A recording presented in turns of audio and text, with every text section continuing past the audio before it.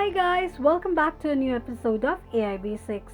Today in this video, I'm going to show you how you can sign up for your DeepBrain AI account. Keep watching the video till the end. To sign up for your DeepBrain AI's account, firstly go ahead and open up your Google search. On the search box at the top, type in deepbrain.io and make a search. The official page of DeepBrain AI's account will appear on the screen. Click on three lines at the top right corner of the page. Tap on Login option. On the next page, click on Create Account. You will end up on the sign up page of DeepBrain AI's account. Enter your email address, your name, and create a password for your DeepBrain's account, then tap on Create Free Video. By continuing, you will agree to the terms and conditions of DeepBrain AI's account.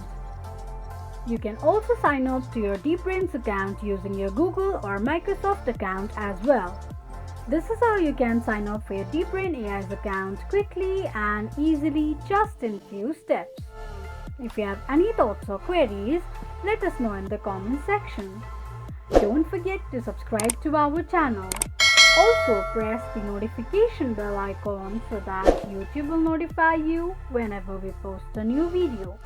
I hope this video was helpful to you. Thank you so much for watching.